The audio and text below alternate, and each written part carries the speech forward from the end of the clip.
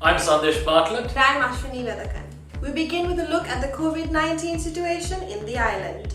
As of this week, the total number of COVID-19 infected patients in the island stands at 35,387, with the number of recoveries reaching 26,353, and the total number of deaths now stand at 160. On Wednesday, the Ministry of Foreign Affairs stated that 66,000 Sri Lankans were stranded overseas due to the COVID-19 pandemic. According to the ministry, flights have been allocated for a period of 1 week starting from Thursday to facilitate the repatriation of them. Sri Lankans are scheduled to be repatriated from Bangladesh, Japan, Singapore, Lebanon, South Korea, and Papua New Guinea. Meanwhile, parts of Thotavatta in Panadura, Alupota, and Badalkumbura in Munaragala were placed under isolation with effect from Tuesday. And finally, on Wednesday, the police arrested 48 individuals in a 24-hour window for the failure of wearing face masks and not maintaining social distancing. And now for a roundup of local news. The Paliagoda Fish Market Complex reopened on Wednesday only for a limited wholesale operation with strict adherence to the guidelines issued by the Ministry of Health. Accordingly, the Paliagoda Fish Market will be open only for wholesale trade at the request of traders until it is fully modernized and open for retail operations as well. According to the Department of Meteorology, northeast monsoon conditions are gradually being established over the island, and rain showers are expected at times in the northern, eastern, and north central provinces, as well as in the Matale district this week. Meanwhile, on Tuesday, a fire erupted at the Supreme Court complex in Colombo. The fire was reported at the debris store situated at the basement of the Supreme Courts. And finally, a Sri Lankan Air Force training aircraft PT-6 that took off from China Bay Trincomalee crash-landed in Kantale this week. A training pilot on board the solo flight, which had taken off from China Bay, had lost communication with the control tower and crash-landed. And now for a special message for our viewers. Anyone in need of contacting the Suvasaria ambulance service should call 1990. 1990. In business news, money market rates indicate a rising trend in November despite soaring liquidity levels. Economic disruptions caused by a second wave of COVID-19 infections put pressure on the average weighted prime lending rate in early November, but eased off during the second half of the month. The yield curve shifted up with a steeper angle, indicating future economic activities amidst the prospect of a viable vaccine. The cabinet this week approved 365 million rupees to construct an international gem and jewellery trade centre in Ratnapura to develop the industry. According to the cabinet spokesman and media minister, funds have been earmarked to construct the international gem and jewellery trade centre in Demuwavatta, Ratnapura, by investing the funds of the International Gem and Jewellery Authority to enable sellers and buyers to avail of all services and facilities under one roof. On Tuesday, the Central Bank of Sri Lanka stated that workers' remittances had recorded a growth of 3.9% year-on-year in October to reach $631 million. This increase led the cumulative earnings in workers' remittances record a growth of 2.6% to $5,680 million during the period from January to October this year compared to the corresponding period of 2019. Moving on to global news, the total number of COVID-19 cases has surpassed 73 million, with the recovered number being a little over 51 million.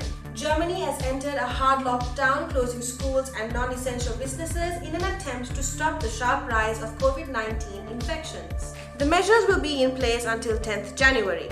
Christmas will see a slight easing, with one household allowed to host up to 4 close family members.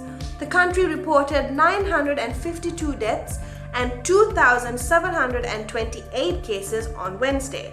South Korean health officials have warned residents to take current restrictions seriously, as the country faces possibility of entering into its first potential lockdown since the beginning of the pandemic amid an alarming rise in new infections. South Korea has long been considered a model country for its effective response to multiple waves of the coronavirus, earning praise from the WHO after authorities successfully halted the spread of the initial outbreak. In other news, Air India could be taken over by workers. The Indian government had tried to offload its stake in Air India in 2018 but failed to attract a single bid. One group is representing employees and plans to offer them a controlling stake in the struggling airline. Another bid is reportedly to have been put forward by the Tata Group, which originally founded the airline in 1932. Tata, which owns Jaguar Land Rover, sold its stake to the government in the 1950s.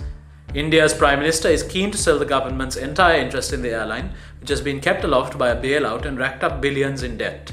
Australia will challenge China's tariffs on its barley exports in an appeal to the World Trade Organization.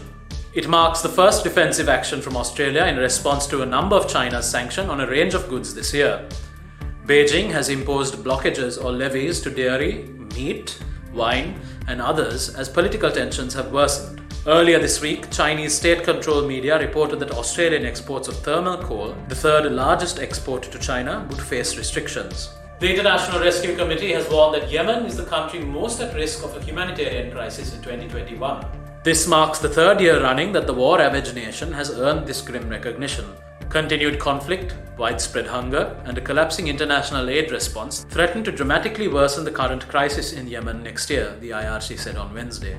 And finally, in the world of sports, the ICC announced a new look calendar to make up for the postponements caused by the COVID-19 pandemic.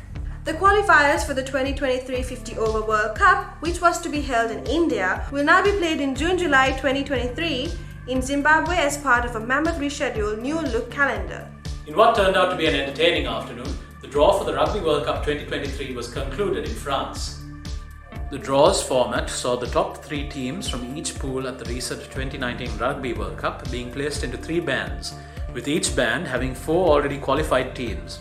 Band 1 was the pool where the semi-finalists from the 2019 tournament featured current Rugby World Champions South Africa, runners-up England, and the semi-finalists, former 3-time champions New Zealand and Wales.